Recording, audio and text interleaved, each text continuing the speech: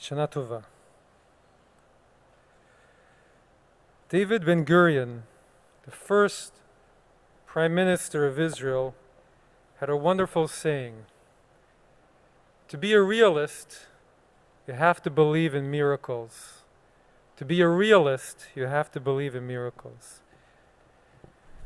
What an extraordinary statement that is, not only about general wisdom about life, but specifically about the tight yet expansive balancing act of our modern state of Israel since its creation. There was this transcendent, amazing moment last June in Israel. It was barely a month after the hostilities between Hamas in Gaza and Israel that were so profoundly despairing for Jews around the world. Rockets were falling on Tel Aviv, overwhelming Iron Dome. Tensions and actions on both sides in Jerusalem had drawn Gaza into conflict. And I received these notes over and over, first-hand accounts from sister Masorti conservative communities in Israel about rushing into the bomb shelters right in the nick of time, and stories of rockets that fell by nearby relatives or friends. And Israel had no solution to stop the rockets. It looked as if they were tactically 10 steps behind Hamas, who said at 1 a.m. we were going to send a volley of rockets. And then 1 a.m. they did, and there was nothing that Israel could do about it.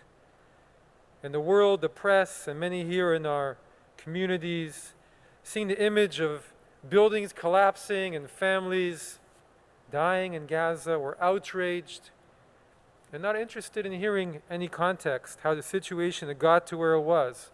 All they saw were deaths and suffering. And it was such a profoundly worrying time. Jews in the streets of major American cities being assaulted for being Jewish. And for some, those attacks were understandable. Israel, Hamas, what is the difference after all?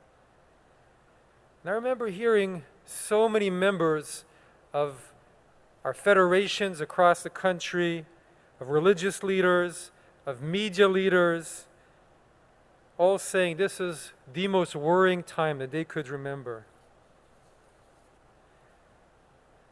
They shared stories of young Jews doing kriya, tearing their garments in the traditional sign of mourning from their relationship with Israel. And in Israel, there were Jewish extremists and Arab extremists who were taking to the streets and burning down houses of worship and killing each other. And yes, there was this other side. Suddenly, Israel woke up to the fact that in their hospitals, in their clinics, 20% of all their healthcare workers were Arabs, physicians, nurses, specialists. And the medical staff of many of hospitals sent joint Arab-Israeli messages of solidarity at that very difficult time. And for decades, suddenly came out what was known that in many neighborhoods, middle-class neighborhoods around Israel, there were Israeli Arabs living side by side, joyfully, with Jews, professionals, academics, and they came together to decry the violence on both sides, the situation. One story that made me smile, a family friend of my wife's who went to a birthday party in Tel Aviv, a small private gathering. And at the party, the birthday party itself was for a famous actress from Fauda. And despite the rockets falling, Israelis are resilient, and they said, we've got to order ice cream for our party. And so they ordered the best ice cream, which is from Jaffa. And it was delivered by an Israeli Arab. And so just as he came to bring the food, the siren went off, and they looked, but there was no bomb shelter in the building. So the whole party and the delivery man had to huddle inside a walk-in closet. And he immediately recognized the actress from Fauda and asked her for her autograph. And then there was this moment that a new, improbable, impossible Israeli government was sworn in. After 2 years and 5 elections, both my parents and Marshall Kupchin, who was our previous religious school principal, have been living in Israel for 3 years. How often do you get to vote in 5 national elections in 3 years? And there'd been no budget for 2 years. And there were ambassador posts in countries as important as France and Canada that had been empty. And the government's ability to allocate funds was frozen because there was no budget. The judicial department was entirely unable to do its daily activities. And then a government, led by Naftali Bennett, a young ambitious leader, very right-wing supporter of settlers, the first religious kippah-wearing Prime Minister of Israel, and together with Yair Lapid, a centrist politician deeply entrenched in Tel Aviv and the whole world, whose party received more votes, but who handed over the first 2 years of the rotating prime ministership to Bennett to enable the coalition. And sitting with them were Labor and Meretz, the most left-wing of all Israeli parties, with the nation's first Israeli Arab lawmaker in the governing coalition, and also the conservative Islamicist Ram party, who are far to the right on social issues, but whose constitution could be described as anti-Zionist, and then 2 other right-wing parties as well. And the first government to include climate legislation in the government's basic platform, and a 40-year-old politician called repeatedly a little girl by her opponents to steer the coalition to achieve its goals in the Knesset. So at this moment, at the beginning of all of it, when Prime Minister Bennett was attempting to make his opening speech at the Knesset. And he said, the state of Israel is not just another country.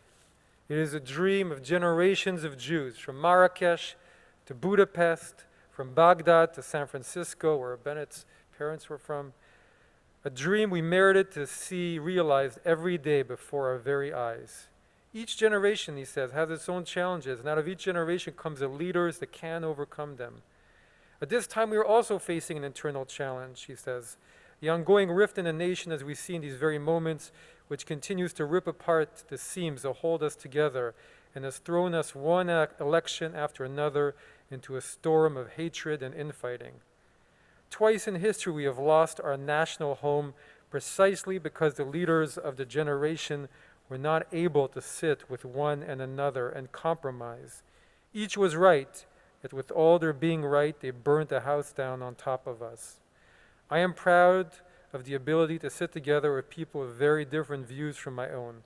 And yes, my friends, we will open a new page in the relations between the state of Israel and the country's Arab citizens.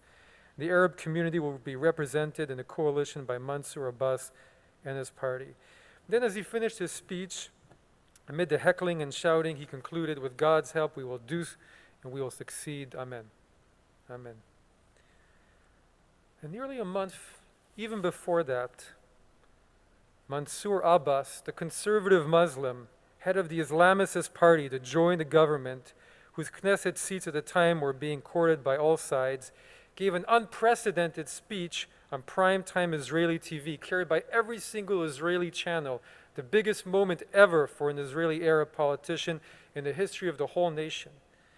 And he said, I, Mansour Abbas, a man of the Islamicist movement, am a proud Arab and Muslim, a citizen of the state of Israel, who heads the leading, biggest political movement in Arab society, courageously champion a vision of peace, mutual security, partnership, and tolerance between the people.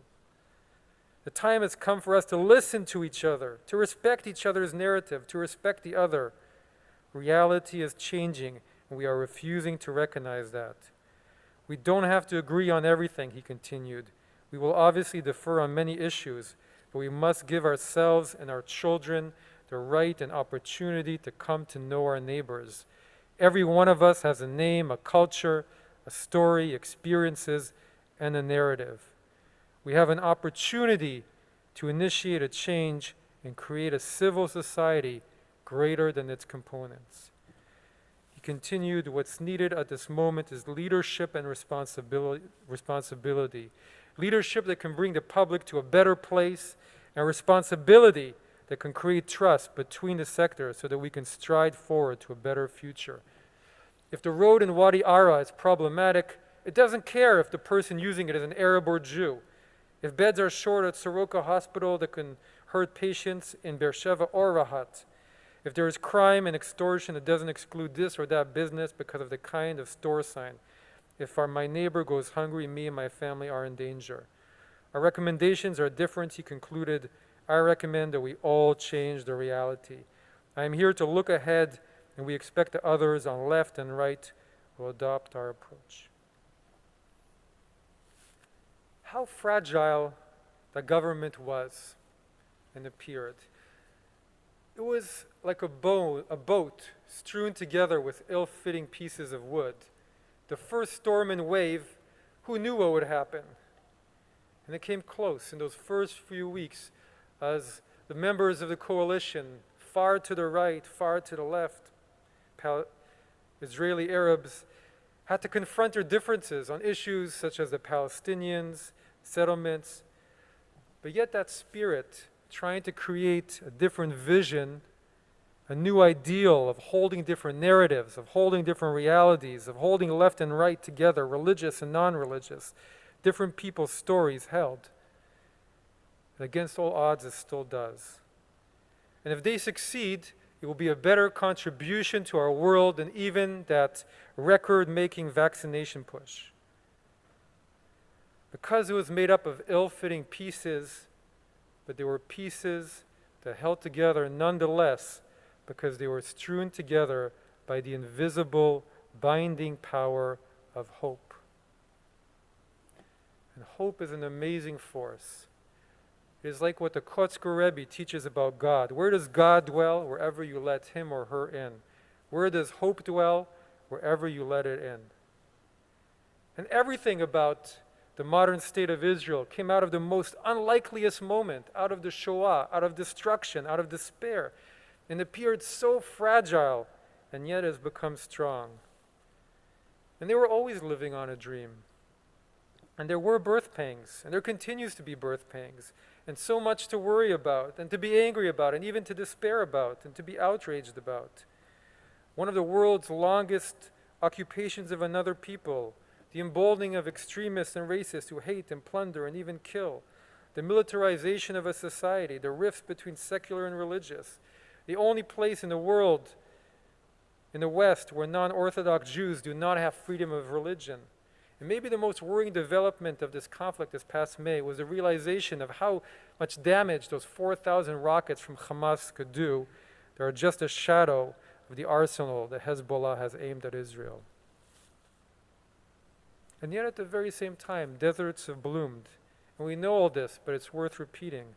Israel leads the world in efforts to recycle water, leads the world in vaccinations. Much of its population has received a third dose already after it proposed itself as the test site for Pfizer's new vaccine.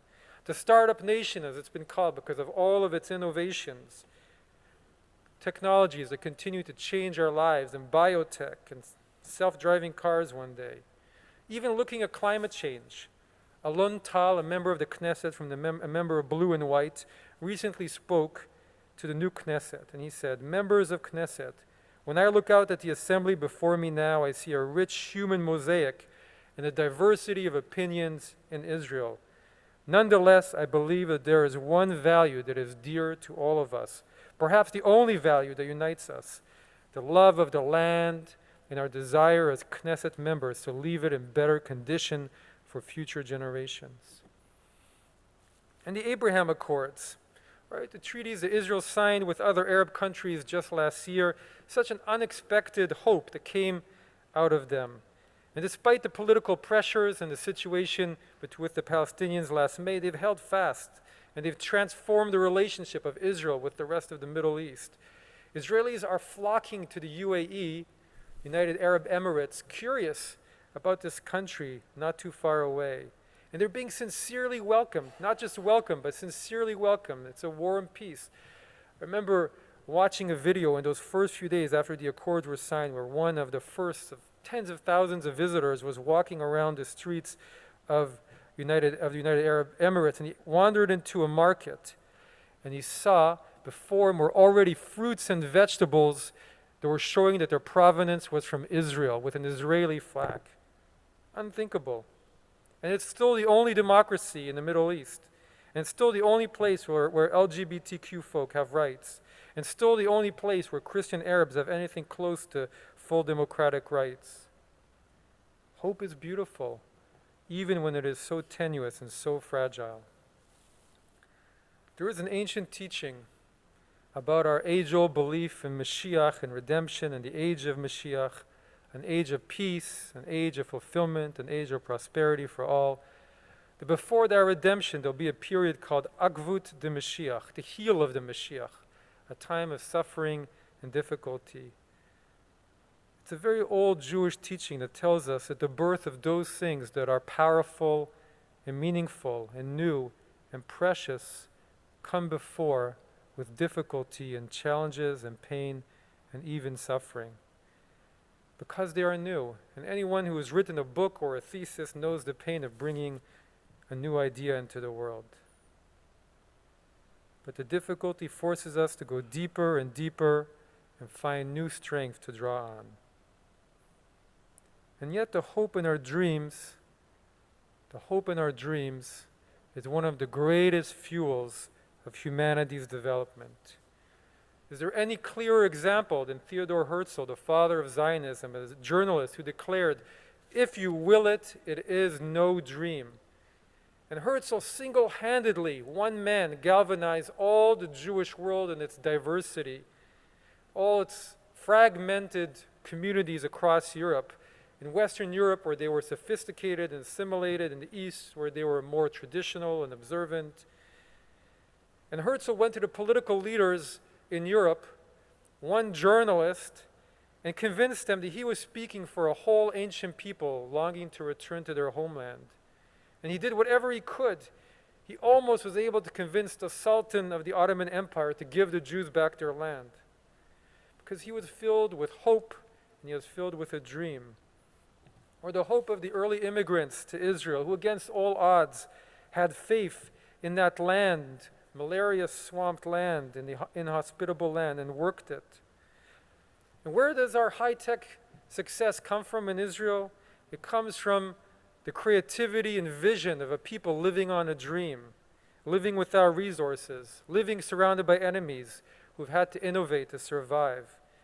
And if your own existence is a dream, then you understand the dreams of others, and you can see what they need, even if they do not need it yet themselves.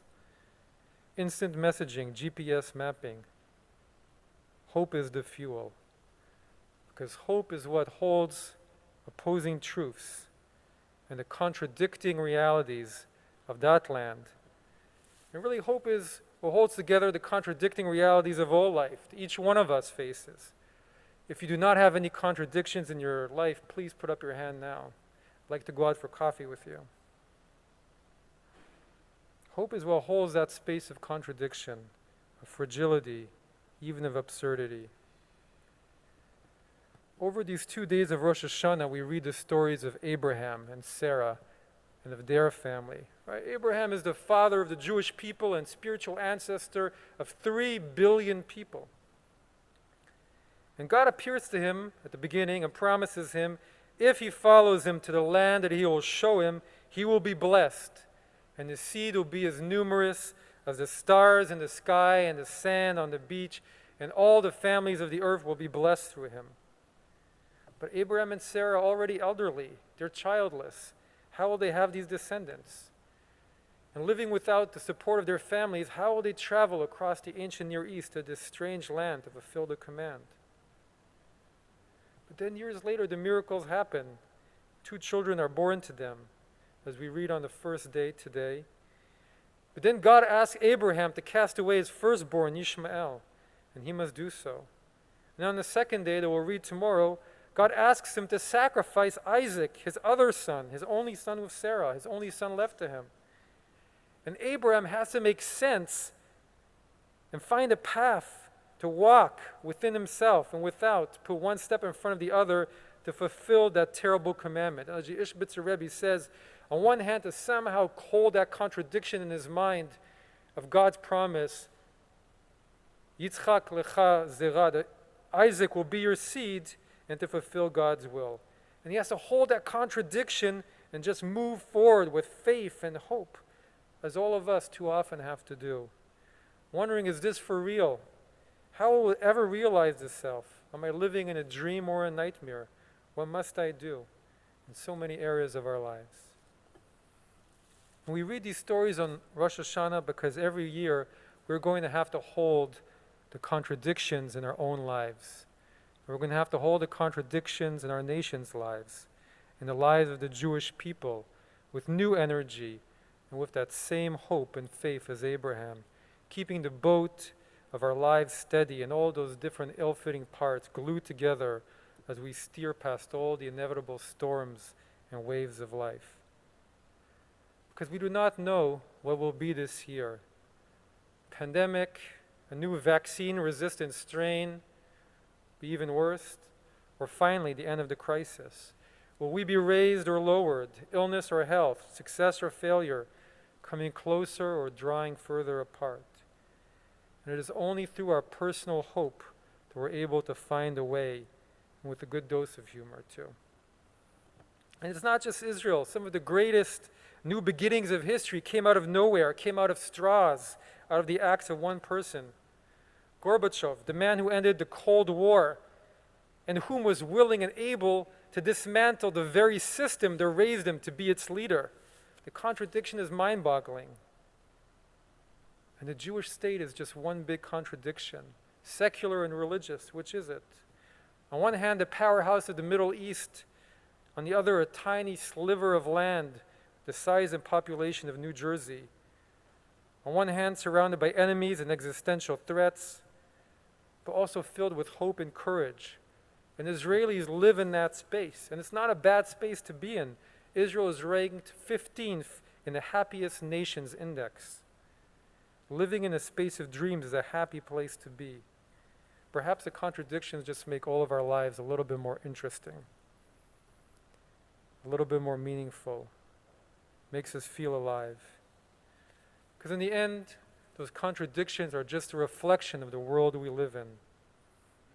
The Ari, who was the head of the Tzfat revival in the 15th century Israel, 16th century, and he spread a new theology throughout the Jewish world that made its way into every community. And this was following the cataclysmic expulsion from Spain and all the horrors of that period. And he had this vision that he was inspired with, that he called Shvirat HaKilim, the breaking of the vessels.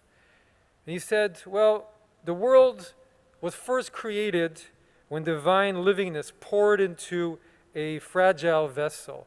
But that fragile vessel could not hold and got shattered into endless shards of matter and of light. And then all of it got incorporated into the world take two, where all light is enveloped in shards, everything is broken, where there is suffering and separateness and pain and misunderstanding and contradiction and hate, along with joy, along with love, along with hope. It's a lot easier to make sense of our world if we think of it as a take two. Just as we did not keep the first tablets. But yet, part of our hope is that even if the world is broken, we have the tools to bring it together, to heal some of the brokenness, and to release some of those sparks of light inside the dark shards. L'taken olam, the words for tikkun olam, which is so popular in our day, one of the first places where we find them was in the Rosh Hashanah prayer. L'taken olam means to repair the world. And in the Aleinu we say to fix the world with the sovereignty of the Almighty, a partnership. L'taken olam b'malchut Shaddai. I always say those words out loud in the second paragraph of the Aleinu because the rest of the prayer doesn't always speak to me. But to repair the world in partnership with the Almighty rings very true. That this place is broken, but we believe and we have faith and we have hope that it can be repaired. As Rabbi Nachman of Breslov teaches, if you believe that you can destroy, then you must also believe that you can repair. And that means that our hope is not empty, because our hope for the Jewish people and our hope for Israel, and our hope for ourselves, and our hope for our families, and our hope for our nation is based on our hope and faith in a higher power that is involved in creation, and based on our own ability to harness some of that passion and power to transform humanity and release the light in the world to combat the powers of hate, of narrowness, of devolution, and of fear. And this is Rosh Hashanah, a cosmic epic day of reconnecting to hope, hope for ourselves, hope for the world. And that there is a melech, there is a king, there is a malkah, a queen, and there is hope, and it will glue all the contradictions together. The hope will glue all the contradictions. For us as well in this country, we really hope that one day that will come soon, God willing. A unique American version to that paradigm. And in the end, it's not the invention of the cherry tomatoes that connects us to Israel, or even the beautiful beaches. It is the power of hope, the hope of a dream of 2,000 years, and what it means that it was fulfilled. Wherever you are in the world, you can hold on to that truth. However big is your life, however you want to keep it in your hearts. And that hope is contagious. It's the only way to live. The contradictions will, Bezrat Hashem, resolve themselves. And our families will become sane. And our world will become sane. And Israel will become sane. Or they won't. And we'll just continue working one step at a time to release one spark of light at a time to keep the boat afloat. And this is a true gift and true mission of Israel, the light unto the nations. If you will it, it is not a dream. The hope of 2,000 years and connect all the dispersed parts together. As Ben Gurion said, to be a realist, you have to believe in miracles. To be a realist, you have to believe in miracles. Shana Tova.